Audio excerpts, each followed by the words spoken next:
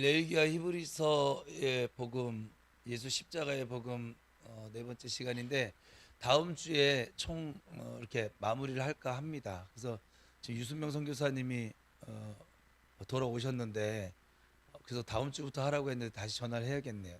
이 마무리는 져야 될 거 아니겠어요? 그래서 밑은 닦아야지. 그렇죠? 또유 목사님이 그 5번까지 갔으니까 6, 7, 8 세 번이 남았잖아요. 세 번은 더 오시길 원하시니까 뭐 원하면 원하는 대로 해야죠. 뭐. 그렇죠? 그래서 다음 주에 레위기와 히브리서 원래 그 다음 주까지 했는데 다음 주에 두 주 거를 그냥 합쳐서 마무리를 져주고 그 선상순 나머지 6, 7, 8을 또 함께 나누는 시간을 가져야겠다 생각이 들었어요. 자, 우리는 지난주에 아사셀 염소가 광야로 나의 모든 죄를 짊어지고 사라져가는 장면을 함께 보았습니다. 그런데 한 가지 질문이 남았죠. 이 레위기의 그 예식은 매년 반복되어야만 했다는 거. 왜 반복이 필요했습니까? 그리고 왜 예수님의 보혈은 단 한 번으로 충분할까요? 그 질문에 이 히브리서 오늘 읽은 이 9장이 대답을 하고 있죠. 이 짐승의 피와, 그러니까 이 양의 피와 그리고 염소의 피와 예수의 피는 근본적으로 다르다. 어떻게 다른지 그 차이가 오늘 우리 삶을 어떻게 완전히 바꾸는지 알게 될 줄로 믿습니다. 히브리서 9장이에요. 사실 레위기의 모든 제사가 이 히브리서의 모든 설명이 결국 이 한 장 안으로 설명이 되어집니다. 노르웨이의 어떤 마을에 있는 교회 종탑에는 십자가만 있는 것이 아니라 양까지 조각되어져 있다고 합니다. 그러니까는 종탑에 우리 한국 교회는 십자가만 있잖아요. 근데 여기 양까지 같이 조각되어져 있대요. 그래서 관광객이 이유를 물었대요. 왜 교인 한 명이 그 부분에서 이렇게 대답을 하더랍니다. 교회를 건축하다가요 건축비가 부족했어요. 그래서 교인들이 기술자들을 인건비가 비싸니까 보내고 자기들이 직접 건축하기로 했답니다. 그러던 어느 날 높은 종탑 위에서 한 교인이 떨어졌대요. 실수였죠. 그래서 모두가 죽었다라고 생각했는데 그가 살아났답니다. 알고 보니 그때 마침 양떼들이 지나가고 있었는데 그 교인은 양떼 위에 떨어져서 그 밑에 받쳐진 양은 죽고 그리고 그 성도가 살았대요. 그래서 교인들이 말했대요.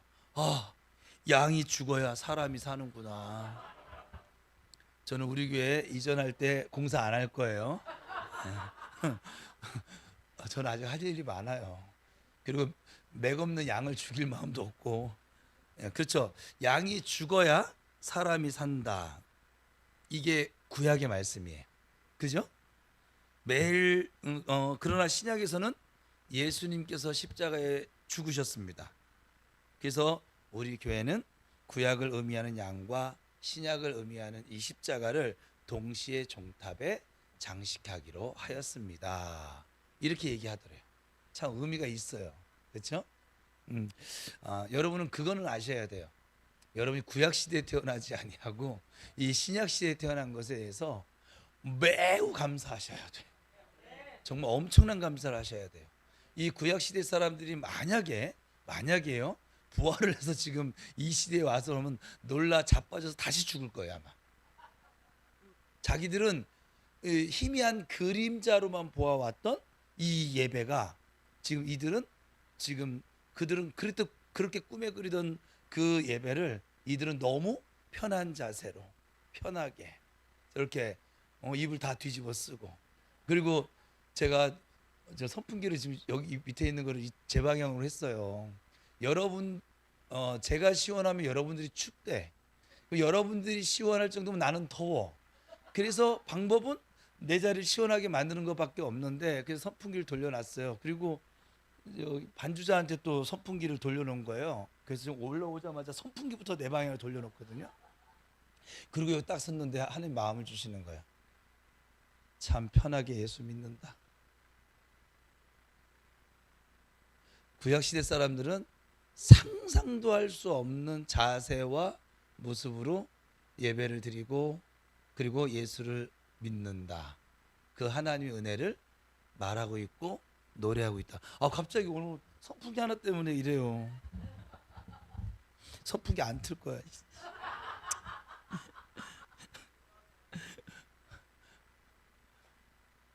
그래도 제가 땀 삐질삐질 흘려가면서 하는 것보다 낫잖아요. 먼저 여러분 오늘 한 가지 질문을 함께 생각해 볼게요. 매일 똑같은 죄를 반복하는 것 같아서 지쳤던 적이 있으실까요? 속으로 대답하세요. 고개 너무 끄덕끄덕하지 마요. 앞에 있는 목사도 시험 들 수 있어요. 예.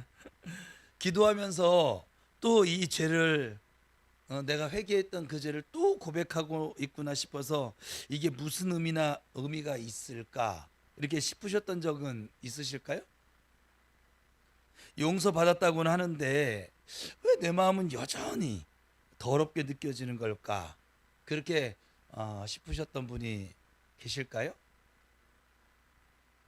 레위기의 제사장들이 바로 그랬습니다. 그래서 매년 제사를 드려야만 했습니다. 대속죄일이 지나면 또다시 내년에 다가올 대속죄일을 기다려야만 했습니다. 그 사이에 또 죄를 짓습니다. 또 제사를 드립니다. 또 기다립니다. 아주 끝이 없는 반복이었습니다. 매년. 히브리서 10장 1절은 이 점을 아주 정확하게 말하고 있는데 같이 읽어볼까요? 시작.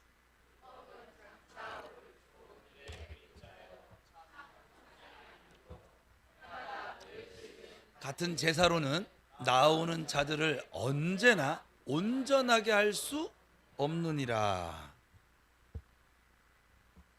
해마다 늘 드리는 같은 제사로는 언제나 온전하게 할 수 없다. 그러니까 반복이 필요했다는 것 자체가 그 제사가 완전하지 않았다는 증거가 되겠죠. 그렇죠? 완전하면 더 이상 할 것이 없는데 완전한 것은 여러분 반복이 필요 없어요. 그렇죠? 그 다음에 예수님의 보혈은 어떻습니까? 오늘 본문 9장 11절 12절입니다. 시작. 그리스도께서는 장래 좋은 일에 대제사장으로 오사 손으로 짓지 아니한 것 곧 이 창조에 속지 아니한 더 크고 온전한 장막으로 말미암아 염소와 송아지의 피로 하지 아니하고 오직 자기의 피로 영원한 속죄를 이루사 단번에 성소에 들어가셨느니라. 이 첫 번째 영원한 속죄예요. 레위기 속죄는 1년짜리였잖아요. 근데 내년에 그래서 또 드려야만 하는 속죄였습니다. 그런데 예수님의 속죄는 아주 영원합니다. 유효기간이 없어요. 내년에 다시 갱신할 필요가 없어요. 한 번으로 영원히 유효합니다. 두 번째는 단번에입니다. 이 단어가 히브리서 9장과 10장에 반복해서 나오고 있어요. 단번에는 헬라어로 에파팍스라고 하는 단어를 쓰고 있는데 단 한 번, 다시는 반복할 필요가 없는 한 번이라고 하는 뜻을 가지고 있습니다. 그러니까 레위기 대제사장은 매년 들어가야만 했어요. 그런데 예수님은 단번에 들어가셨습니다. 그리고 다시 들어가실 필요가 더 이상 없었습니다. 이미 모든 것이 완성되어졌기 때문에 그렇죠. 십자가 위에서 예수님 마지막으로 하신 말씀을 기억하세요? 다 이루었다. 이 선언이 바로 단번에 완성하신 선언이었던 것이죠.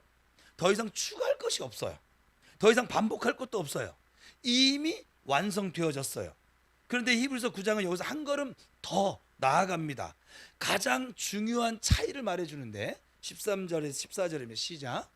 염소와 황소의 피와 및 암소 부정한 자에게 뿌려 그 육체를 정결하게 하여 거룩하게 하거든. 하물며 잠깐만요. 하물며는 뭐냐면 지금 앞에 있는 것에 이제 반문하는 거예요. 저 염소와 황소의 피와 및 암송아지의 죄를 부정한 자에게 뿌려서 그 육체를 정결하게 하고 거룩하게 만드는데 하물며 영원 이렇게 나가는 거예요. 하물며 시작. 하물며 흠없는 자기를 하나님께 드린 그리스도의 피가 어찌 너희 양심을 죽은 행실에서 깨끗하게 하고 살아계신 하나님을 섬기게 하지 못하겠느냐. 이 짐승의 피는요, 이 육체를 정결하게 합니다. 그러니까 우리 사람의 겉을 정결하게 합니다. 의식적으로 부정한 상태를 깨끗하게 해줍니다. 그런데 예수 그리스도의 피는 어디까지 정결하게 합니까? 양심입니다. 양심까지 깨끗하게 합니다. 여러분, 양심 어디 있어요? 앞에 있는 사람의 신학생이 제일 만만하죠. 양심이 어디 있어요? 저기 나중에 가르치는 제자들이 전도사님, 양심이 어디 있어요? 뭐라고 할 거예요? 마음속에. 이 양심이 눈에 보여요? 안 보여요?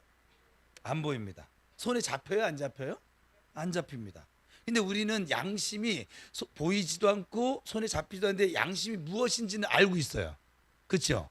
그래서 우리가 장난으로 막 이게 거짓말하고 막 이게 막 이런 사람들 보면 양심에 뭐가 났다고 하죠. 그죠? 또 성경에서는 화인 맞은 양심이라고 표현하기도 하고, 화인이 뭐냐면 인두예요. 불로 지져진 양, 불로 이게 피부가 지져지면 이 굳은 살백에서 감각이 없어지잖아요. 그러니까 감각이 없다는 거예요. 찔리지도 않는다는 거예요. 그거를 화인 맞은 양심이라고 표현하는데, 우리가 밤에 잠들려고 누웠을 때 이렇게 올라오는 그거 있잖아요. 그거. 예? 아무도 모르는 일인데 혼자만 알고 있는 거, 그거. 하나님 앞에 기도하려고 하는데 자꾸 걸려, 뒷발목 잡는 것처럼. 그거 오래전에 한 일인데 가끔씩 그냥 불쑥 떠오르는 게 있잖아요. 자꾸 우리를 괴롭히는. 이 짐승의 피는요, 우리 이 양심까지 도달을 하지 못했어요. 보이는 겉에 나타난 것만 정결케 했다, 이 말이에요. 그래서 제사를 드리고 나와도 어때요? 마음은 여전히 무거울 수가 있었어요. 이거 오늘날도 그러죠. 예배를 드렸어요. 막 그냥 겉으로 은혜 받은 것 같아. 집에 돌아가는 발걸음이 여전히 무거울 수 있었어요. 왜냐하면 그들은 예수의 보혈을 의지하지 않았기 때문에 그래요. 여러분이 예배가 지금 어떤 예배인지를 이 레위기와 히브리서를 통해서 발견하셔야 돼요. 그냥 말씀 참 좋다, 이거 모르는 거 깨달았다, 이게 아니에요. 지금 이 시간은, 이 몇 주 동안 제가 할애를 하는 이유는 여러분들이 예배자로 서기를, 예배 교육했잖아요. 그래서 지금 예배자로 서기를 갈망하는 마음으로 지금 하고 있는 거예요. 나는 지금 어떤 예배자일까? 나는 어떤 예배를 드리고 있을까? 오늘도 나는 지금 어떤 마음으로 지금 하나님 앞에 나아가고 있을까? 그러니까 의식은 행했어요. 예배의 자리에 참여는 했어요. 근데 이 양심에 있는 이 짐을 내려놓을 수가 없었어요. 내려놓지 못했어요. 단언컨대 이 짐승의 피는 겉만 씻었지만 예수의 피는 우리의 잠자리를 괴롭히던 그 오래된 죄책감, 그 양심의 뿌리까지 뽑아내는 것이죠. 이것은 레위기 시대 사람들은 아주 꿈도 꿀 수 없었던, 이게 기적 중의 기적입니다. 여러분이 자유를 누리는 건 기적이에요. 자유를 누릴 수 없는 존재였었거든요. 그런데 지금 예수의 보혈로 우리 모든 죄로부터, 우리 찬양한 것처럼 자유를, 우리를 죄로부터 정결케 해서 자유를 누리게 해준 것이 보혈의 권세거든요. 그러니까 이 예배도, 지금 이 예배당에도 보혈의 권세가 흐르고 있기 때문에 은혜가 되는 거예요. 하브루타를 해봤더니 지난주에 하나님의 카리스 그 은혜에서 그렇게 은혜를 받았대요. 근데 그것이 우리가 믿음이 좋아서가 아니라 이곳에 그리스도의 보혈의 권세가 충만히 흐르기 때문에 하나님의 은혜가 은혜로 나타나지는 거예요. 여기 그냥 이 의식만, 예배당 마당만 밟고 가는 사람에게는 전혀 느낄 수 없는 은혜예요. 알 수 없는 은혜예요. 누릴 수 없는 자유라, 이 말이에요. 교회는 다닙니다. 교회 직분도 있습니다. 교회도 오래 다녔습니다. 자유가 없습니다. 왜 그럴까요? 보혈이 흐르지 않으니까. 저 양심까지 닿지 못했으니까. 왜요? 보혈을 의지하지 않거든요. 그런데 예수 그리스도의 피는 우리의 양심까지 들어와요. 가장 깊은 곳까지 들어와요. 아무도 모르는 그 비밀까지, 그 혼자 알고 있는 그 수치심까지, 밤마다 잠 못 들도록 떠오르는 그 기억까지, 거기까지 보혈이 들어갑니다. 거기까지 들어가서 정결케 하십니다. 여러분, 지금 여러분의 양심이 어떨까요? 무거우실까요? 가벼우실까요? 지금 오늘은 어떤 마음으로 이렇게 나오셨어요? 아무도 모르는데 혼자 알고 있는 것이 있으실까요? 하나님 앞에 기도하려고 하는데 자꾸 그것이 걸려질까요? 예수 그리스도의 피가 거기까지 들어갑니다. 그 양심을 정결하게 만들어 줍니다. 짐승의 피는 도저히 할 수 없었던 것을 예수의 피가 하십니다. 겉이 아니라 우리 안까지, 보이는 곳이 아니라 보이지 않는 곳까지 하십니다. 히브리서 9장 22절을 함께 읽겠습니다. 시작.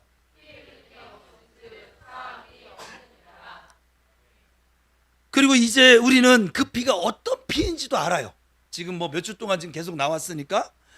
짐승의 피가 아닙니다. 하나님 아들의 피입니다. 레위기의 모든 피가 가리키고 있던, 방향을 제시하고 있던 바로 그 피, 예수의 피입니다. 양심까지 정결하게 만드는 그 피입니다. 단번에 영원히 속죄하는 능력의 피입니다. 이 모든 차이는 결국 누구의 피인가의 차이인 거예요. 짐승의 피가 아니라 하나님 아들의 피입니다. 그 피가 오늘 우리 양심 안으로 흘러 들어오고 있음을 믿으시기 바랍니다. 잠깐 뭐 눈을 감으셔도 좋겠고, 제 생각에 그대로 계셔도 괜찮습니다. 그 자리에서 여러분이 마음으로 함께 하시면 돼요. 지금도 마음으로 함께 하시면 돼요. 예배 자리에 나오면 다른 거 뭐 도시가스를 잠궜나 안 잠궜나, 아들내미가 밥을 먹었나, 여기서 해결할 방법이 없잖아요. 어차피 저는 성도들을 볼 때 가끔가다 이해 안 되는 부분이 있어요. 답답해하는 영이 또 올라오려고 그러네. 너 잠깐 좀, 너 가짜 임마. 답답해하는 게 뭐냐면 여기서 어찌할 수 없는 걸 여기서 계속 그 생각에 사로잡히고 예배를 못 드리는 거예요. 찬양도 못 해요. 기도도 못 해요. 왜 왔어요? 가서 도시가스를 잠그든가, 아들내미 가서 밥을 차려주던가. 아들내미 밥 한 번 안 차려주면 애가 죽지요. 어머니들, 저는 저 지금 이제 할아버지 됐잖아요. 제 주변에 있는 우리 동료 목사님들이 이제 정 목사도 달라질 거야. 저 하나도 안 달라졌거든요. 막 그냥 빨고 뭐하고 해가 막 그냥 계속 핸드폰만 쳐다보고 있고, 다른 사람 얘기하는데도 내가 꼴 살아요 아주 그냥. 응? 왜 그래야 되는지를 모르겠어요. 그렇게 예수님 좀 묵상해봐라. 그냥 그렇게 좀. 목사들도 그렇게 안 해요.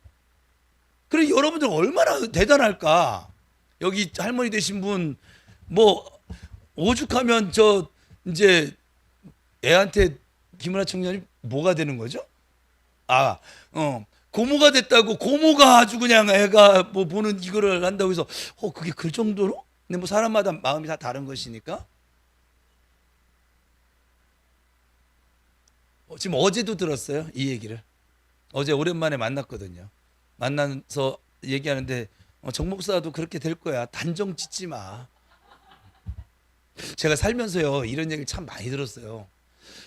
결혼하고서는 신학교를 갔는데, 결혼하고서 한 2년 지나서 갔나? 2년 지나서 갔는데 신학교인데 제가 연애하는 것처럼 살고 있으니까 우리 동료들이 저보고 그러더라고요. 3년만 지나봐라. 근데 신학교가 4년이니까는 3년이 지났잖아요. 2학년 때 3년이 지났잖아요. 근데 여전히 연애하듯이 사니까는 5년만 지나봐라. 그 5년도 그때가 이제 내가 총학 임원할 때인가 그쯤이었는데, 그들이 이제 가까이 더 친해졌죠. 3년을 넘게 다녔으니까. 그들이 그렇게 아직도 그렇게 좋아? 좋아요. 그랬더니 10년만 지나봐. 내가서 아니 도대체 이건 언제 끝나는 건데요? 도대체 이거는 유통기한이 언제예요? 지금은 31년 됐거든요. 지금도 떨어져서 막 미치도록 보고 싶고 그러면 제가 병든 거예요. 그렇지는 않은데 연애하는 마음은 변함이 없어요. 그냥 애들 엄마이기 전에 제 아내예요. 하나님이 저한테 선물로 주신, 그거는 전 변함이 없어요. 앞으로도 죽을 때까지 변함이 없을 것 같기는 해요. 그러니까는 이게 이것도 그런데 또 이제 손주를 보더니 목사님들이 다 바뀌었어요. 손주를 보면 달라져. 뭐 내리사랑 뭐 이상한 소리 막 하면서 아 이게 자식 때하고 좀 달라. 이러면서 막 또 쪽쪽 빨고 막 맨날 핸드폰 쳐다보고 있고 뭐 그냥 내가 옆에서 보면서 꼴 살아가지고 아유 기도할 때 하나님을 향해서 그렇게 한번 웃어봐라 좀. 응? 막 이랬는데 저는 그래서 지금 주차한 사진이 없어요. 제 핸드폰에 지금도. 지금 벌써 한 달이 지나갔는데 굉장히 내가 이상한 거죠. 다른 사람이 다 정상인데 제가 우리 집사람이 아침에 일어나서 이렇게 보면은 이렇게 뭘 보고 있으면 주찬이 그 올려놓은 게 있더라고요. 보더라고요. 그래서 가끔가다 이렇게 한 번씩 이제 그렇구나. 예쁘네. 축복한다. 사랑한다. 그리고 또 성경 읽는 거죠. 뭐. 그리고 뭐 나 할 일 하는 것이지. 여러분들 그걸 아셔야 돼. 예배당에 오면 제발 좀 딴 생각 좀 안 했으면 좋겠어요.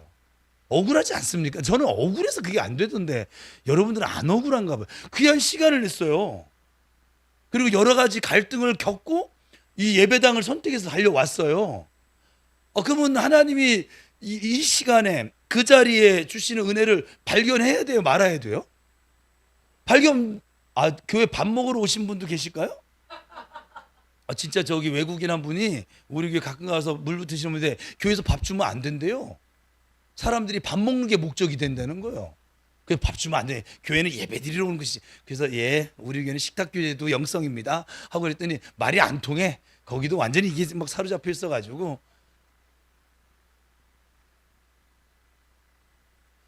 이곳에 오면 이 자리에 앉으면 그냥 모든 그 생각 좀 뒤로 좀 해보세요. 어차피 못해. 아무것도 못해. 할 수가 없어. 이게 해결이 안 되면 일어나서 가세요. 그냥 집을 아들 밥 차려주러. 보세요. 예배도 못 드리고 아들 밥도 못 차려주고 도시가스도 못 잠그고 예배도 못 드리고 쉬지도 못하고 예배도 못 드리고 이게 뭡니까 도대체?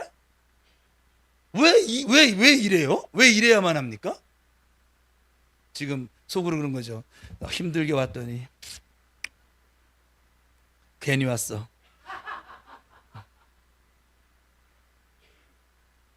몸이 지금 너무 아픈데도 불구하고 그래도 은혜를 좀 받아볼까 하고 왔는데 근데 또 여기 와서 몸이 아픈 거에만 집중되는 거야. 계속 아픈 거에만 집중을 하는 거야. 이 예배 시간에. 이게 뭐냐면 예배 의식만 지키는 사람. 마당 뜰만 밟는 사람. 믿음이 있어도 마당 뜰만 밟아요. 믿음이 있어도 예배 의식만 차리고 가는 사람들이 너무 많지요. 오늘은 오늘의 싸움이거든요. 내가 날마다라고 했잖아요. 오늘은 오늘의 은혜가 있어요, 여러분. 어제의 은혜로 오늘 살지 말고 오늘 주신 은혜로 오늘 사세요. 그러면 여러분의 발걸음이 매일매일 새로워지지 않겠습니까? 여러분들은 어차피 새로운 발걸음을 걸어가야만 해요. 2026년 7월 1일 처음 만났잖아요. 그 전에 만난 적 있으세요? 처음 만났잖아요. 저도 처음 만났어요. 저도 2026년 7월 1일에 여러분과 처음 만나고 있어요. 2026년 7월 1일에 하나님과도 지금 처음 만나고 있다고요, 제가. 근데 우리는 맨날 과거의 은혜, 왕년의 이 은혜, 이걸 가지고 또 오늘을 채우려고 하는 거죠. 왜 오늘의 은혜를, 하나님 오늘의 은혜를 안 주시지요? 아까워서. 안 줄까요? 근데 이 하나님의 은혜로 내게 다가오려면 보혈을 지나가야 된다고요. 피 흘림이 없으면 죄사함이 없다고요. 이 보혈을 지나가야 우리 죄 때문에 하나님 앞에 나가지 못하는 건데 죄가 사라져서 간다고요. 우리가 예배에 집중하지 못하는 건 보혈을 의지하지 않아서 그래요. 보혈을 의지해 보세요.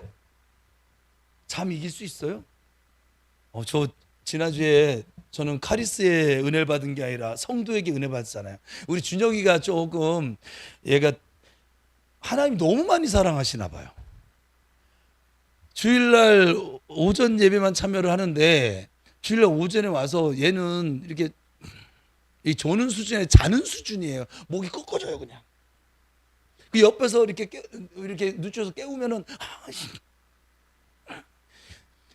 그래서 지난 주일 아침에 목양실에 와서 인사를 하길래 안아주고 가슴에 손을 얹고 보혈을 발라주고 그리고 이제 건면을 해줬어요.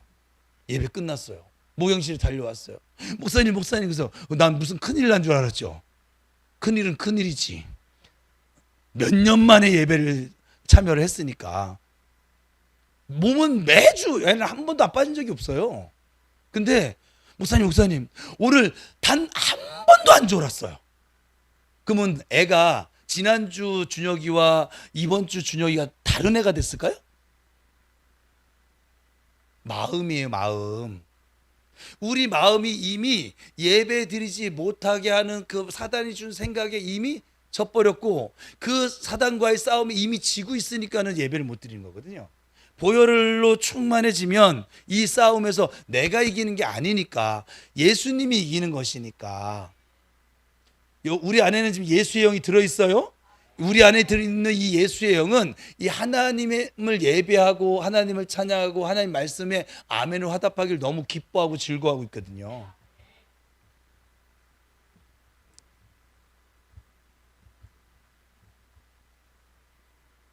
그래서 지금 여러분의 양심 안에 무거운 것이 있다면 그것을 잠깐만 떠올려 보세요. 그냥 믿고 떠올려 보세요. 지금 가볍게 해주려고 하는 거잖아요. 제가 가볍게 해주는 건 아니에요. 예수 그리스도의 보혈이. 예수 그리스도의 보혈이 여러분 성령님 운행하세요. 여러분 마음속 깊은 곳까지 여러분이 열어놓은 그 마음속 깊은 곳까지 예수의 보혈이 흘러감을 믿으세요. 그 보혈이 여러분들의 영혼을 자유케 할 것입니다. 그 무거움을 더 이상 지고 있지 않게 해줄 것입니다. 그것이 무엇이 되었든지 간에 내가 수치심을 느끼는 그 무거운 그 무엇이 되었든 간에 지금 예수의 보혈이 여러분을 자유케 하실 줄로 믿습니다. 그리고 이 문장을 한번 마음으로 받아보세요. 예수 그리스도의 피가 여러분의 그 무거운 자리 거기까지 들어갑니다. 거기까지 정결하게 합니다. 우리의 양심은 예수의 피로 모두 씻겨져 있습니다. 여러분 마음으로 그걸 지금 받아들이세요. 예수의 보혈로 십자가의 피로 내 깊은 그 무거운 양심까지 다 씻겨져. 이건 내가 뭘 잘해서가 아니에요. 은혜예요. 하나님의 아름다운 호의라고요. 위험 있는 선물이라고요. 우리를 기쁨과 감사의 반응으로 변화시키는 능력이라고요. 이것이 짐승의 피가 할 수 없었던 일이에요. 도저히 흉내낼 수도 없는. 레위기에 반복되는 제사가 닿지 못했던 바로 그 자리입니다. 오직 예수의 피만이 할 수 있는 일입니다. 그래서 예수의 보혈의 능력은 지금 계속 얘기지만 아무리 강조해도 지나치지 않습니다. 제가 여러분 집에 가면 예수의 피를 뿌리라고 했잖아요. 피를 뿌린다는 게 성경에 나와요, 안 나와요? 나와요. 피를 뿌리라고요. 문설주에도 뿌리고 거실에도 뿌리고 여러분이 자주 넘어지는 자리에 이상하게 집에서도 그래요. 그 자리만 가면 이게 잘 안 되어지는 자리가 있어요. 이게 이상하게 기도가 안 되어지고 그 자리만 가면 이 못된 옛사람의 기질이 자꾸 튀어 올라오는 자리가 있어요. 그 자리만 가면 있어요. 여러분들이 머무는 그 자리를 보혈로 그냥 다 이렇게 다 페인트 칠하라고요. 전부 다 페인트 칠하시라고요. 우리 함께 고백하며 기도하겠습니다. 시작. 사랑하는 주님, 우리의 양심을 짓누르던 모든 정죄와 수치를 예수님의 보혈이 단번에 씻어내었음을 믿습니다. 머리로만 알았던 이 진리가 오늘 우리 마음 가장 깊은 곳에 닿게 해 주시옵소서. 더 이상 과거의 죄가 우리를 붙잡지 못하도록 지켜 주시옵소서. 예수님의 이름으로 기도합니다. 아멘. 다시 한번 기도하겠습니다. 여러분 마음을 담아서 해보세요. 시작. 사랑하는 주님, 우리의 양심을 짓누르던 모든 정죄와 수치를 예수님의 보혈이 단번에 씻어내셨음을 믿습니다. 머리로만 알았던 이 진리가 오늘 우리 마음 가장 깊은 곳에 닿게 해 주시옵소서. 더 이상 과거의 죄가 우리를 붙잡지 못하도록 지켜 주시옵소서. 예수님의 이름으로 기도합니다. 아멘. 더 이상 죄가 우리를 주관할 수 없어요. 예수의 보혈로 덮여져 있는 우리를 주장할 수 없다고 로마서에서 아주 분명하게 더 이상 죄가 너희를 주관하지 못하리니 이렇게 말씀하고 있거든요. 근데 우리가 자꾸 죄의 주관을 받고 있는 이유는 보혈로 지금 서 있지 않고 가고 있지 않고 나아가지 않기 때문이에요. 다른 이유 없어요. 여러분들이 착한 행동, 기도를 많이 하면 그 길을 갈 수 있을 것 같아요? 아니요. 보혈 때문이에요. 하나님과 우리 사이를 가로막았던 이 죄의 담을 그 보혈이 허물었기 때문에 그래요.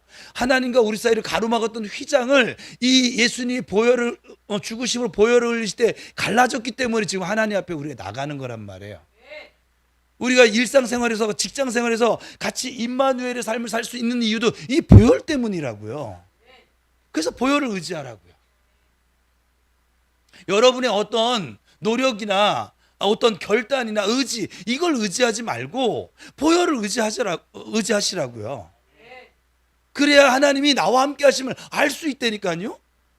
이 보혈을 의지하지 아니하고는 하나님이 주신 은혜를 깨닫지도 못해요. 사실은 우리가 다른 사람은 은혜 받았는데 나는 왜 은혜가 안 되지? 보혈을 의지하지 않아요. 그 사람은 자신의 의를 의지하지. 내가 이만큼 기도했고 이만큼 헌신했고 이만큼 뭐를 했는데 왜 하나님 나한테 은혜를 주시지 않지? 자기의 의를 의지하는 거잖아요.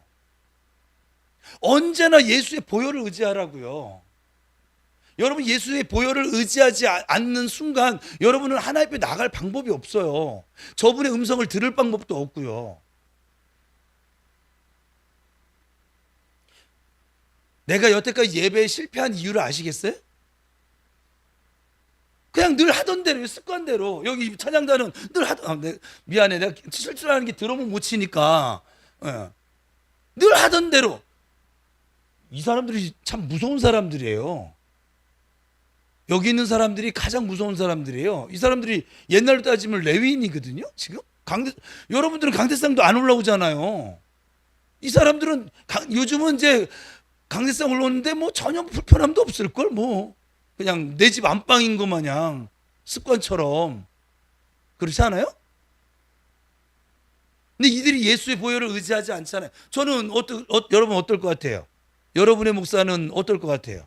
여기가 어려운 자리일 것 같아요? 어려운 자리 맞습니다. 여기 설 때마다 어려워요, 사실은. 예수의 보혈을 의지하고 나오는 거예요. 그러면 여러분이 앉는 자리는 쉬운 자리인 것 같아요? 어떤 이는요, 그 자리 그렇게 사모해도 못 앉아요. 왜냐하면 일단 믿음이 없는 분 못 앉아요. 아무리 제가 중간에 막 얘기를 해도 금요기도에 한 번을 참여를 안 하는 사람 우리 교회 지금 절반이잖아요. 수요기도에 한 번도 참여 안 하는 사람이 절반이고요. 주일날 은혜 받았대.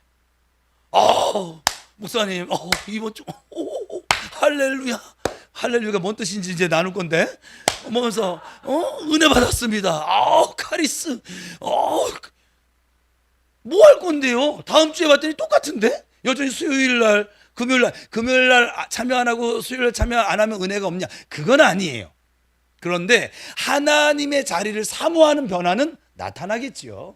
하가다를 안 하던 사람이 하가다를 한다든지 뭔 변화가 나타나겠죠. 하나님을 향해서. 왜냐하면 내게 임한 은혜의 영이 누굴 찾아가게 만드니까? 하나님 앞으로 가게 만드니까. 내가 은혜를 받았는데 마귀 앞으로 가게 하지 않을 거 아니겠어요?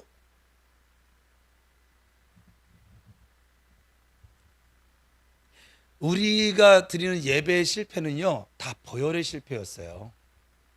우리가 중심으로 예수의 보혈을 의지하지 않고 나아갈 방법이 없는데 나아갈 방법이 있는 것처럼 우리 이 겉모습이 늘 마당을 밟았고 의자에 앉았고 예배 의식에 참여했기 때문에 난 지금 예배 드렸어. 뭔 예배를 드렸는데? 예배 의미 제가 설명했잖아요. 여러분 매주 예배 드렸어요?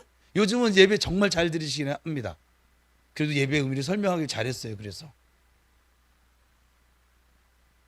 그 전에 여러분 매주 주일날 교회 나가면서 예배 드리셨어요? 예배를 보셨어요? 들으셨어요? 지금 여러분 정죄하는 게 아니에요. 살펴보라고요. 아, 내가 예배를 실패했던 원인은 목사님이 설교가 시원찮아서 바울처럼 말에 졸해서 그래서 그런 것이 아니었구나. 내가 예수의 보혈을 의지하지 않고 내가 지금 만나고 있는 상황만 생각하고 이미 내 생각과 마음이 거기에 뺏겨 버렸었구나. 그래서 예배를 드릴 수가 없었구나. 그래서 말씀도 찬양 가사도 기도 대표 기도자 기도 인도하는 내용도 목사님을 통한 축복도 전부 다 이렇게 갔다가 슝. 그래도 거치기라도 하면 다행인데 거치지 않고 슝. 고속도로처럼 지나갔었구나. 아, 하나님 은혜를 주시지 않았던 것이 아니었구나. 목사님이 설교 준비를 안 했던 것이 아니었구나. 우리는 안 할 수가 없어요. 저 방송국 놈들이 날 내버려 두지 않아요. 다른 목사님들은 뭐 어떻게 올려주지 모르겠는데 나는 너무 철저히 이 많은 자료를 지금 그죠? 그럼 아, 내가 지금 예수의 보혈을 의지하지 않고 예배를 드려왔었구나. 깨달으셔야만 해요. 그래서 돌이키셔야 돼요. 그게 은혜예요. 그게 회개고 예수의 보혈을 의지함으로 단 10분을 앉아있든 1시간을 앉아있든 내가 아파서 여기 와서 앉아있든 바쁜 가운데 와서 앉아있든 예수 보혈을 의지하라고요. 예수 보혈을. 언제나 예수 보혈을 의지하라고요. 저는요 이게 너무 억울했어요. 다른 누군가 때문에 나의 예배를 내가 집중할 수 없다는 것이 너무 속상했고요. 내가 어떤 사람 칭찬 안 해준 것 때문에 속상하지 않아요. 저는 다른 사람 나 섬겨주지 않는 것 때문에 화난 적이 없어요.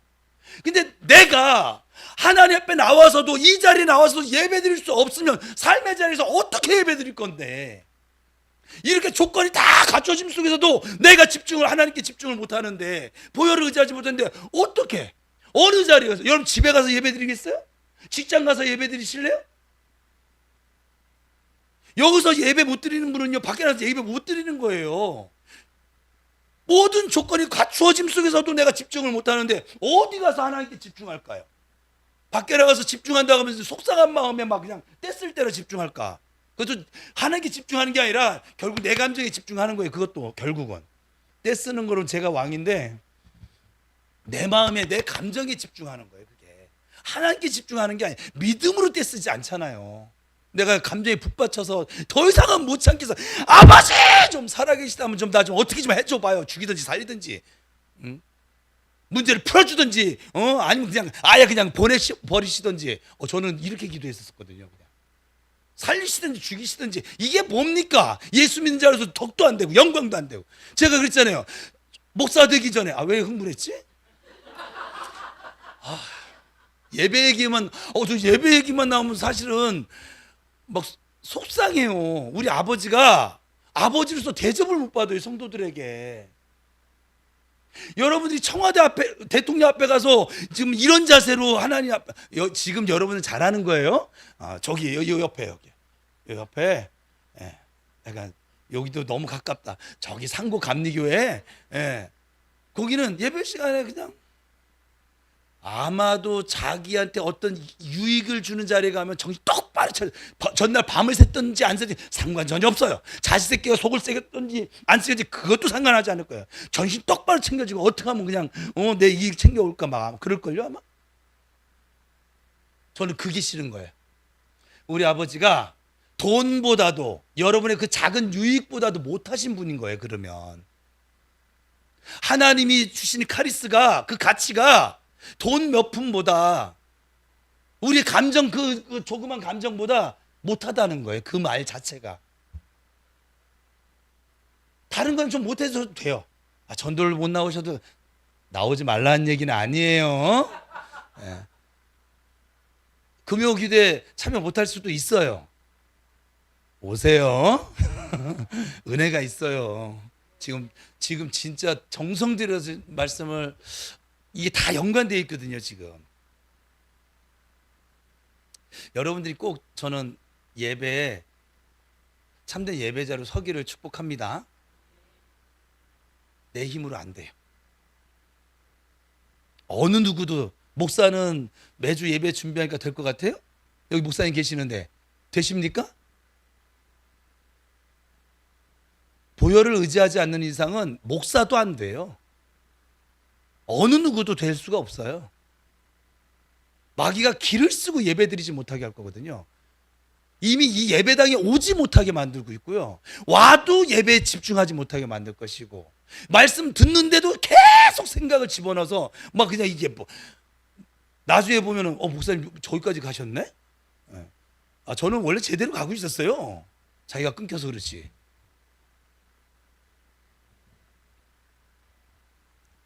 좀 억울해하세요. 다른 거 억울해하지 말고, 이왕에 말 나왔으니까 다른 거 억울해하지 말고 예배드리지 못하는 것에 억울해 좀 해보세요 좀. 예?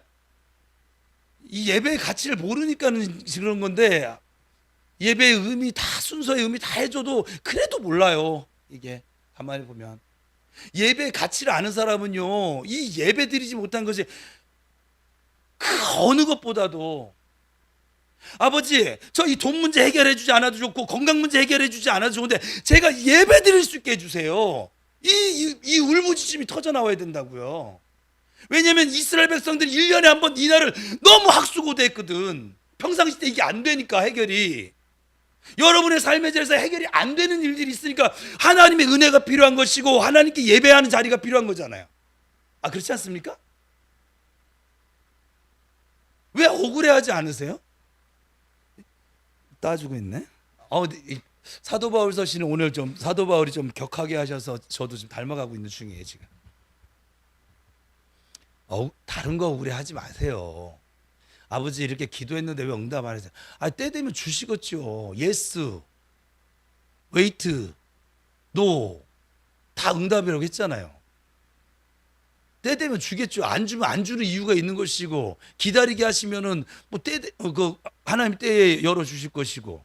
그래요, 안 그래요? 그거 답이 정해져 있는데 왜 그것 때문에 자꾸 답답해하고 억울해하고 그러지 마세요. 여러분이 답답해하고 억울해할 거는, 왜 내가 분명히 하나님의 영, 성령의 사람인데 왜 내가 이 예배에 집중을 하지 못하지? 내가 왜 이 예배 시간에 지금 하나님이 하늘문을 열고 보따리 풀르고 지금 은혜를 열어주고 있는데 왜 내가 이걸 못 잡고 있지? 왜 금을 못 캐지? 이거 억울해야죠. 내가 예배 시간에 왜 졸아야만 하고, 왜 내 눈꺼풀이 무거워야만 하고, 왜 내가 자꾸 정신머리가 중간중간에 그냥 끊겨버려야만 하고. 억울해 하시라고. 이거를 억울해 하셔야 됩니다. 옆사람 축복합시다. 예배 못 드리는 거를 억울해 하자. 다른 거 억울해 하지 말고.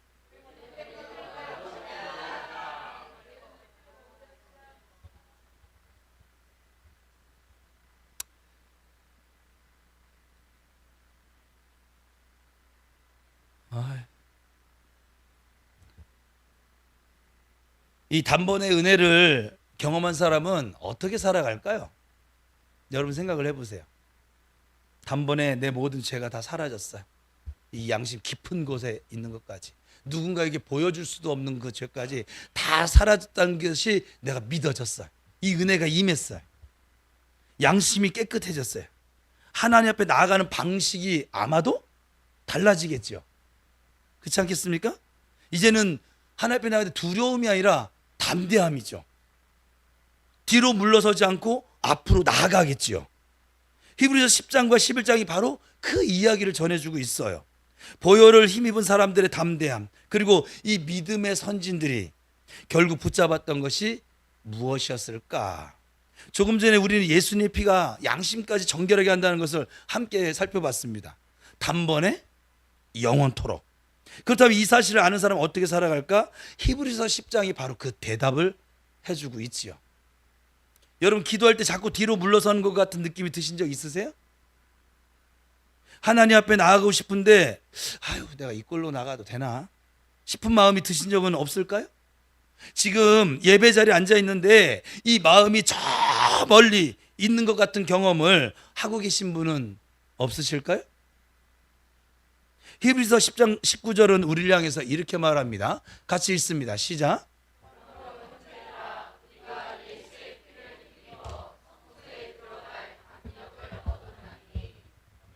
담력, 담대함, 예? 두려움 없이 나갈 수 있는 힘, 이 담대함의 근거가 어디에 있습니까? 내가 충분히 준비되었기 때문입니까? 내가 지난 한 주를 잘 살았기 때문입니까? 언제나 예수의 피를 힘입어서인 줄 믿으시기 바랍니다. 나의 의가 아니라 예수님의 보혈이 우리가 하나님 앞에 나가는 담대함의 근거가 되십니다. 레위기의 대제사장을 다시 한번 떠올려 보세요. 지성소 앞에서 발을 떼기 전에 그 두려움의 방울을 달고 밧줄을 묶고 들어가 있던 그 자리, 근데 우리는 어떻습니까? 예수의 피를 힘입어서 그 지성소 안으로 담대히 들어갈 수 있습니다. 밧줄도 매지 않고요, 두려움도 없이 하나님의 아들과 딸이란 자녀로서의 믿음으로 말입니다. 히브리서 10장 22절이 이렇게 이어집니다. 같이 읽어볼까요? 시작.